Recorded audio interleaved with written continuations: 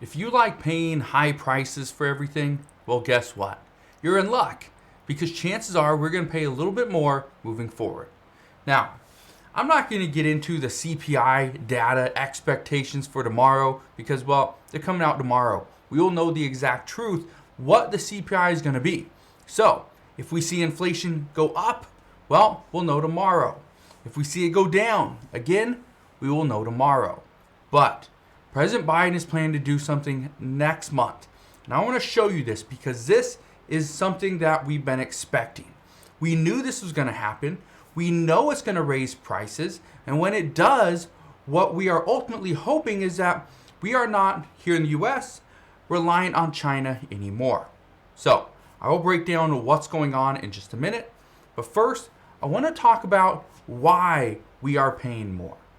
President Biden said something back in January that if Russia invaded Ukraine, then the American people would suffer. We would feel the pain, we would feel the effects, and it's just something we have to do. Well, I want to be very clear on something. If we want to be reliant on us here in the US, okay, that means on US manufacturing, on the US workforce, if that's what we want to be relying on, U.S. Precious metals, right, oil, our own hard work. If that's what we want to be known for, we have to get out of China. We cannot be going and buying lithium and going and getting batteries from China. We can't do that. We cannot buy all of our products from China. We just can't do that. Well, this is where President Biden says we have to step it up. Okay? Probably thinking, well, right now when we are potentially in a recession, a technical recession, but yet we are seeing high prices on everything. How can we go and move forward and get away from another country without being negatively impacted? Well, we can't. We are going to be negatively impacted. Well, here's the news out this morning. I want to read this to you. This is from Reuters. Reuters says, Biden to hit China with broader curbs on U.S. chip and tool exports. I want to read this to you. So it says, the Biden administration plans next month, so in October, to broaden curbs on U.S. shipments to China of semiconductors used for artificial intelligence and chip making tools. Okay? This is something that Reuters is saying. This has also been confirmed by other media outlets as well. Now, what does it mean by they're going to broaden curbs on U.S. shipments to China? But again, this is of semiconductors used for artificial intelligence and chip making tools. So here's the thing. And again, there's ways around this. You got to get a license. You got to do some other stuff. I'm not going to get into all those details. But just understand, if companies are wanting to send products over to China to help make semiconductors, right, or for artificial intelligence and for chip making tools, well, we need those things, right? We need those. We have to have these certain chips, semiconductors, in a lot of the products we use. Okay, like the computers I'm using right now, monitors, right? Our phones. You want the new Apple, the iPhone 14? Guess what? It's going to have a chip in it. Okay? So let's continue and read this. Here we go. The Commerce Department intends to publish new regulations based on restrictions communicated in letters earlier this year to 3 U.S. companies. There is the KLA Corp, Lam Research Corp, and Applied Materials, Inc. The people said, speaking on the condition of anonymity, the plan for new rules has not been previously reported. Goes on to say, let's see, where is it? Right here. The letters which the companies publicly acknowledged forbade them from exporting chip-making equipment to Chinese factories that produce advanced semiconductors with sub-14 nanometer processes, unless the seller attains commercial department licenses. Okay? All right. So there's ways to go around. They got to get licensed. But here's the thing, and this is where I think a lot of people are wondering, well, what does this mean?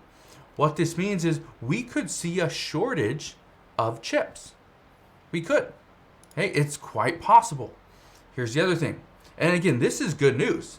This is good news that, okay, we are going to put a little bit more of a restriction on China.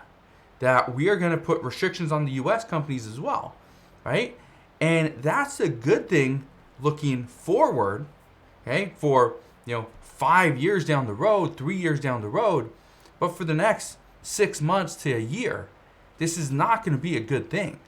This is actually going to look worse because prices are going to increase. That's what we're going to see.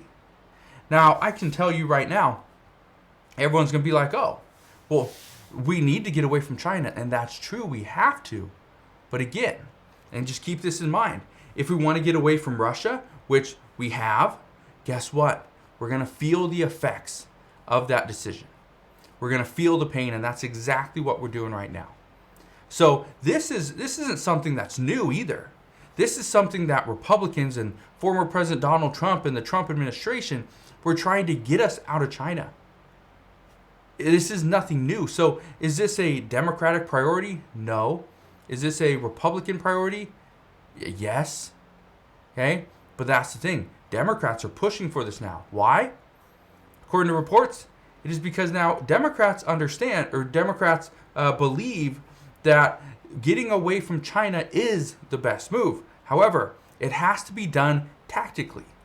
We cannot just be like, oh, China, screw you. We're doing everything ourselves. Because it's going to put too much pain and upward pressure on inflation here in the U.S. Okay? So, this is good. This will be good in the future. As of right now, just understand, President Biden is going to change everything. And this is likely to cause more inflation. Okay? So, why is this bad?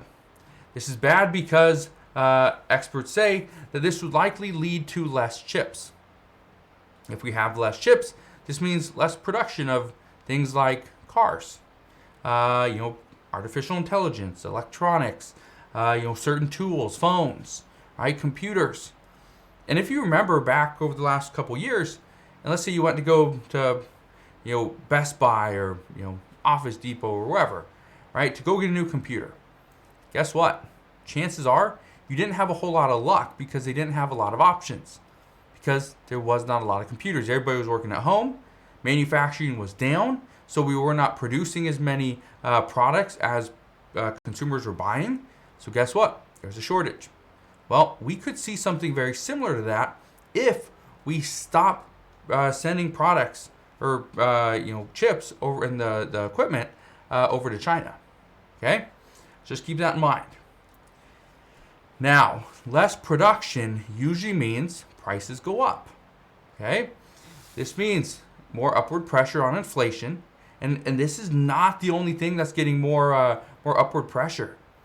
We know rents are increasing.